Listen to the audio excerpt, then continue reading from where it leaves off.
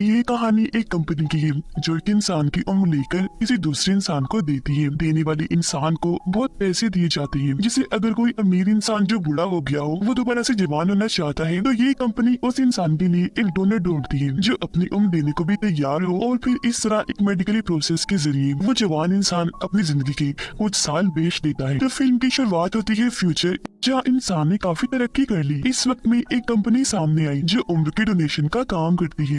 अब हम उसी कंपनी के मैनेजर को देखते हैं जिसका नाम मैक्स है। वो दो आपस में मिलते जुलते डोनर्स को ढूंढता है, क्योंकि ये उम्र डोनेट करने का काम ऐसे ही नहीं हो जाता। जाहिर है उसे ढूंढना मुश्किल है, लेकिन अगर वो मिल भी जाए तो ये उसकी मर्जी है कि वो अपनी जिंदगी के कुछ साल देता भी है या नहीं, और उनका डीएनए मिलना भी जरूरी है। तो मैक्स ऐसे डोनर्स को ढूंढकर उन्हें राजी करने की कोशिश करता है कि वो अपनी उम्र बेच डाले। आज भी वो एक फैमिली से मिलने आया जिनका एक 18 साल का बेटा था। वो भी किसी का मैचिंग डोनर था। वो उसे समझा रहा था कि अगर तुम अपनी जिंदगी के 15 साल दे दो तो हमारी कंपनी तुम्हें 7 लाख यूरो दे सकती है, जो बहुत ज्यादा पैसे हैं जिनकी मदद से तुम कुछ भी कर सकते हो, अच्छा पढ़ लिख सकते हो, अपनी फैमिली की मदद कर सकते हो, इसके अलावा और भी बहुत कुछ। लेकिन वो लड़का सोच भी पड़ गया, क्योंकि ऐसे वो अपनी पूरी जवानी पर बात कर लिया। पर मैक्स बहुत चालाक था, वो अपने क्लाइंट्स को राजी कर लिया करता था। तो लड़के को भी वो मना लेता है, क्योंकि वो लड़का जानता था कि 15 सालों में मैं 7 लाख यूरो नहीं कमा पाऊंगा। हालांकि लड़के की मॉम को ऐसा करना बुरा लग रहा था, पर वो बेचारे गरीब लोग थे, मजबूरी की वजह से उन्हें ऐसा करना पड़ता है। अब यहाँ उनकी डील पक्की होगी, जिसके बाद मैक्स अपनी कंपनी में वापस आने लगा। यहाँ की दुनिया हमें दिखाई गई, जहाँ बेचारे गरीब लोग झोपड़ियों में रहते हैं, जबकि अमीर लोग आलीशान घरों में। यहाँ कुछ लोग ऐसे भी हैं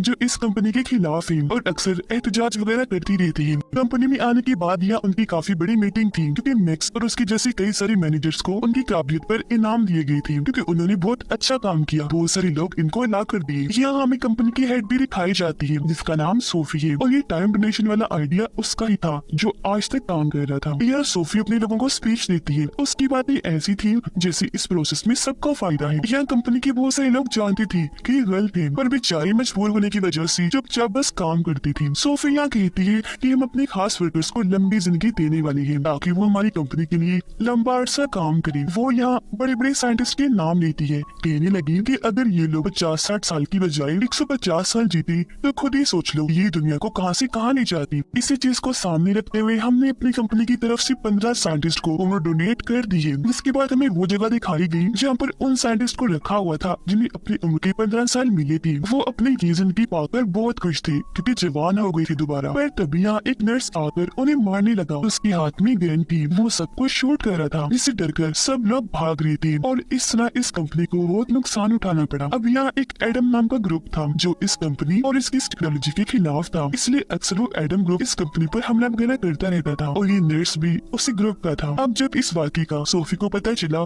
तो उसे बहुत गुस्सा आया। यहाँ हमें दो काबिल लोग दिखाए गए जो सोफी के लिए काम करती थी, वो उसकी गार्ड थी। अब यहाँ हम इस कंपनी और इसकी खुद गर्ल्स हेड सोफी के बारे में और जानते हैं। सोफी अपने इस मकसद के लिए कुछ भी कर सकती थी। अगर कोई डोनर उम्र देने को तैयार ना होता तो ये लोग ऐसा प्लान बनाते थे कि उन लोगों को मानना ही पड़ता था। अगर किसी की जान लेनी पड़ी तो ये वो भी ले लिया करती थी, और एडम ग्रुप को ये लोग अपना दुश्मन समझती थी। तो अब इस हमले की वजह से ये लोग अपने काम को तेज कर लेती है। अब करें बात मैक्स की, वो अपनी जिंदगी में बहुत खुश था, कामयाब इंसान था, और एक बहुत अच्छी महंगी घर में रहा करता था अपनी वाइफ के साथ। दोनों एक दूसरे को बहुत प्यार करती थी। उसकी वाइफ एक हॉस्पिटल में जॉब करती थी। घर जब वो आई तो देखती है कि मैक्स मेरे लिए खाना बना रहा है, तो वो बहुत खुश हो जाती है। अब ये लोग जिस घर में रह रही थी वो इन्होंने लोन पर लिया था, यानी कर्ज लेकर खरीदा था, पर अभी तक लोन उतारा नहीं था। लेकिन यहाँ मैक्स को यकीन था कि मैं लोन चुका दूंगा, तो वो रिलैक्स रहा करता था। उसे बच्चों का बहुत शौक था, और यहाँ ही दोनों हस्बैंड वाइफ काफी अच्छा वक्त गुजार रही थी। अब उसकी वाइफ अपने मॉम डैड से मिलने उनके घर आई। यहाँ मैक्स की वाइफ की डैड भी उसकी कंपनी के काफी खिलाफ थी, इसलिए उन दोनों की इस बात को लेकर बहस हो जाया करती थी। लेकिन मैक्स अपनी कंपनी को बुरा नहीं कह सकता था। वो चाहता था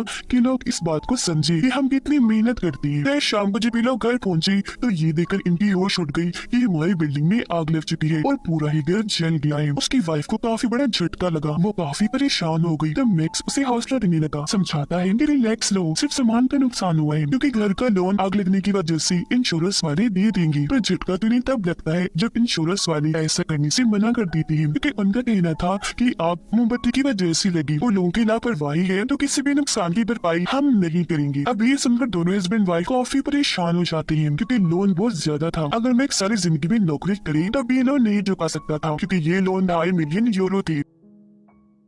अब ये लोग अपने वकील से मिलते हैं जो इन्हें बताती है कि अब तुम लोगों के पास बस एक ही सिक्योरिटी बची है जिसके जरिए तुम ये लोन चुका सकती हो। वो बताती है कि लोन लेते वक्त मैक्स की वाइफ ने एक सिक्योरिटी पर साइन की थी कि अगर हम लोन ना चुका पाए तो मैं अपनी जिंदगी के 40 साल बैंक को डोनेट कर दूंगी। ये जानकर मैक्स काफी परेशान हो गया क्योंकि उसी बात अब पता चल रही थी अब कुछ नहीं हो सकता था। ये दोनों फंस चुके थे क्योंकि लोन तो इन्हें चुकाना ही था या अपनी जिंदगी के 40 साल लेने थे। तब यहाँ मैक्स कहता है ऐसा मैं करूंगा, अपनी जिंदगी के 40 साल मैं डोनेट करूंगा। पर उसके जैसा मिलता जुलता कोई दूसरा इंसान नहीं था जबकि उसकी वाइफ का था। तो ये दोनों इस वजह से काफी परेशान हो गए। अचानक उनकी जिंदगी इतनी खतरनाक मोड़ पर आ चुकी थी। यहाँ मैक्स फिर भी अपनी वाइफ को काफी हौसला देता है कि तुम परेशान मत हो, मैं फिर भी कोई न कोई रास्ता ढूंढ निकालूंगा। लेकिन जब भी लोग अपने वकील के ऑफिस से बाहर आए तो उसकी वाइफ को गिरफ्तार कर लिया जाता है क्योंकि वो भाग भी सकती थी और बैंक के असूल बहुत सख्त थे। अब जब मैक्स को कोई मदद नहीं मिलती तो वो अपनी बॉस कंपनी के हेड सोफी से जाकर मदद मांगता है। तो वो उसे कहती है हाँ ठीक है मैं तुम्हारी मदद करूंगी। लेकिन 2 हफ्ते गुजर जाने पर भी मैक्स को कोई मदद नहीं मिलती। वो बहुत परेशान हो गया था क्योंकि अब बैंक वाले उसकी वाइफ की जिंदगी से 40 साल ले लेंगे। और फिर आखिर वो दिन आ ही गया। मैक्स अपने वकील के साथ बैंक जाता है ताकि अपनी वाइफ से आखिरी बार बात कर सके, लेकिन उसे इसकी इजाजत नहीं दी जाती। और फिर मेडिकली प्रोसेस के जरिए उसकी वाइफ के 40 साल लेकर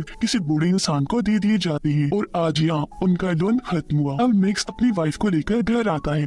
ये दोनों काफी परेशान थे। उसकी वाइफ बूढ़ी होने लगती है। मैक्स अभी भी कोई ना कोई रास्ता ढूंढने की कोशिश कर रहा था जिससे उसकी वाइफ दोबारा जवान हो जाए। ये दोनों चाहते थे कि इनके बच्चे हो, जो चीज अब मुमकिन नहीं थी। बढ़ती उम्र की वजह से उसकी वाइफ उदास रहने लगी थी। उनके बीच भी सब वैसे नहीं था जैसे पहले हुआ करता था। अब एक दिन मैक्स जब पार्क में बैठा था तो उसके पास एक बच्ची आई जो अपने बैग में नशा बेचने आई थी। अब मैक्स उससे नशा तो नहीं खरीदता पर बच्ची को याद रखता है। अब जब उसे अपनी वाइफ की ऐसी हालत नहीं देखी जाती तो वो फैसला करता है कि मैं उस इंसान को ढूंढूंगा जिसे मेरी वाइफ की उम्र मिल गई है और उससे उम्र वापस लेकर ही रहूंगा। वो अपनी वाइफ को उसकी मोम डैड के घर छोड़ाता है। अपनी बेटी को इतना बुरा देखकर उसकी मोम डैड मैक्स को ही कसूरवार कहती है। इस पर वो कहता है कि आप लोग फिक्र ना करो, मैं इसे ठीक करके ही रहूंगा। वो उस बच्चे के पास आया जो उसी पार्क में नशा बेचने आई थी। असल में ये कोई बच्ची नहीं थी बल्कि इसने भी उस प्रोसेस के जरिए अपनी उम्र इतनी कम कर दी थी। मैक्स यहाँ उसके पास इसलिए आया था ताकि वो जान सके कि आखिर उसने ऐसा कैसे कर लिया। वो बताती है कि उम्र लेने के लिए आपके पास जाहिर है यूरो होने चाहिए और उम्र देने वाला इंसान और लेने वाला इंसान दोनों भी। और तुम्हें इस प्रोसेस के लिए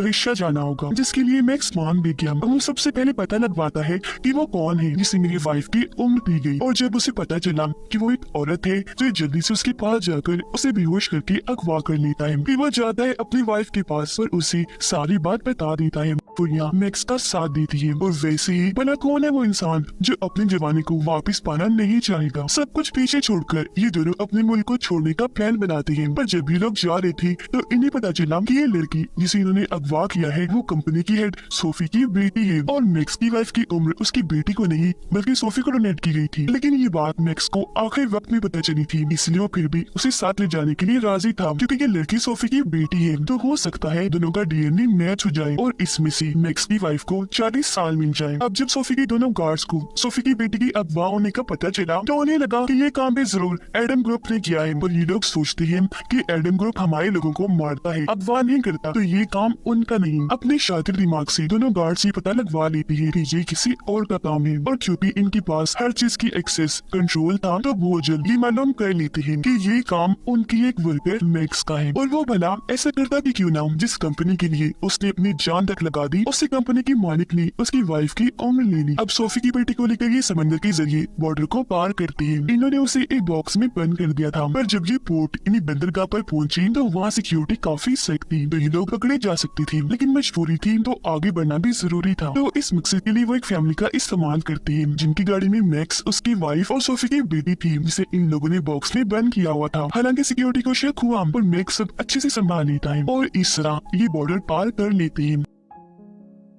अब एक दिन जब ये सोफी की बेटी के मुंह से कपड़ा हटाती है तो वो बताती है कि मैं असल में सोफी नहीं बल्कि उनकी बेटी हूँ। इस पर मैक्स कहता है कोई बात नहीं, कौन के रिश्ते हमेशा एक होते हैं, मैच करती हैं। फिर चाहे हमारे पास सोफी हो या उसकी बेटी, हम मैच करके अपना काम कर लेंगे और मैं अपनी वाइफ को वापिस से जवान बना दूंगा। अब ये चीज उसकी वाइफ को भी ठीक नहीं लग रही थी। कुछ सोफी की बेटी भी कहती है कि मैं भी अपनी मॉम की इस खतरनाक काम के खिलाफ हूँ, लेकिन मैक्स उसकी बातों पर यकीन ना करते हुए दोबारा से उसे बांध देता है। अब ये लोग रात एक खाली होटल में गुजारने नहाने वाली थी, पर जब ये लोग वहाँ आए तो सोफी की बेटी कहती है कि मैं नहाना चाहती हूँ, प्लीज मुझे नहाने दो। इस पर यहाँ मैक्स उसके लिए हमदर्दी दिखाता है, उसे बाथरूम में ले जाकर साइड पर मुंह करके खड़ा हो जाता है ताकि ये उसे देख ना सके। पर वो लड़की बहुत चालाक थी, वो मैक्स पर एक तीर से हमला करके उसे साइड में गिराकर वहाँ से भाग जाती है। मैक्स के सर पर चोट आई थी, वो उसका पीछा करने लगा। लड़की वहाँ से निकलकर भाग गई, पर जंगल में जाने के बाद वो ज्यादा दूर तक नहीं भाग पाती क्योंकि वहाँ पानी था और पानी से इस लड़की को डर लगता था, इसीलिए वो तैर नहीं पाती, डूबने लगती है। तब यह मैक्स की वाइफ आकर जल्दी से उसे पानी से बाहर निकालती है और ये दोनों उसे दोबारा होटल के अंदर लाकर उसके हाथ पांव बांध देती है। उधर सोफी ने अपनी टीम तैयार करनी थी ताकि वो अपनी बेटी को छुड़वा सके। यहाँ सोफी की दोनों वफादार गार्ड्स इस मिशन की हेड बनती है क्योंकि वो पिछले 30 सालों से सोफी के लिए काम कर रही थी, क्योंकि उन दोनों की भी उम्र बढ़ा दी गई थी। यहाँ इन लोगों को मैक्स की लोकेशन पता चल गई थी कि वो कहाँ है, तो ये लोग अपने सिपाही लेकर उन पर हमला करने के लिए निकल जाते हैं। उधर अगली सुबह होटल के कमरे में एडम ग्रुप और उनकी लीडर आ गई थी क्योंकि उन्हें भी मैक्स की जानकारी मिल चुकी थी। वो तो दरअसल इस मौके की खोज में थी कि उनके हाथ कुछ ऐसा लगे कि वो सोफी और उसकी कंपनी को भारी नुकसान पहुंचा सके, और अब उनके पास काफी अच्छा मौका आ चुका था क्योंकि खुद सोफी की बेटी उनके कब्जे में थी, जिसको बचाने के लिए सोफी कुछ भी करेगी। अब यह एडम ग्रुप वाले और उनके लीडर इन तीनों को ही बंदी बना लेती है। तब यहाँ मैक्स उनके लीडर को समझाने की कोशिश करता है कि देखो हमें कुछ मत करना, हम तो खुद उस कंपनी के खिलाफ हैं। जिस पर लीडर कहती है कि हाँ जानती हूँ, क्योंकि सोफी खुद जवान होना चाहती थी और उसका डोनर, उसकी मैचिंग इस दुनिया में तुम्हारी वाइफ के अलावा और कोई नहीं था, इसीलिए उसने अपने मकसद के लिए तुम दोनों को फंसाया और तुम्हारे घर में जानबूझकर आग लगा दी थी। ये सब होने के पीछे उनका एक पूरा प्लान था क्योंकि अपने मकसद के लिए वो कंपनी वाले कुछ भी कर सकते हैं। और देखो तुम्हारी वाइफ को बूढ़ा करके उन्होंने तुम्हारी जिंदगी पर बात कर दी। अब तक मैक्स इस सब से अनजान था, पर आज ये सब जानने के बाद उसे दुख हुआ। उधर सोफी और उसकी पूरी टीम इन पर हमला करने अपनी बेटी को बचाने आ रही थी, और ये चीज ही तो एडम ग्रुप की लीडर चाहती थी क्योंकि उसे किसी भी हाल में सोफी चाहिए थी ताकि वो उसे उसके गलत काम की सजा दे सके और पूरी दुनिया को दिखा सके। अब मैक्स के पास और कोई रास्ता नहीं था अगर वो अपनी वाइफ को जिंदा देखना चाहता है तो, इसलिए उसे लीडर की बात माननी पड़ती है। यह पूरा प्लान तैयार किया जाता है। मैक्स का काम होगा कि वो अपनी बातों में उलझाकर सोफी को बिल्डिंग के अंदर ले आए, जिसके बाद एडम ग्रुप उसे पकड़ लेगा। फिर अब जब सोफी और उसकी टीम इस जगह के बाहर आकर रुकती है तभी मैक्स बाहर आता है, कहने लगा कि मैं सिर्फ सोफी से बात करना चाहता हूँ। जो सुनकर सोफी आगे आई, उसे कहती है कि मेरी बेटी को छोड़ दो, बदले में मैं तुम्हें ढेर सारे पैसे दूंगी। फिर मैक्स उसे कहता है अच्छा चलो अंदर चलो, इस बात पर हम अंदर चलकर बात करते हैं। पर सोफी की गार्ड को शक हो गया, वो उसकी तरफ गन करके कहती है ये एक चाल है। अब उसकी गार्ड की गन देखकर एडम ग्रुप के लीडर भी अपने लोगों को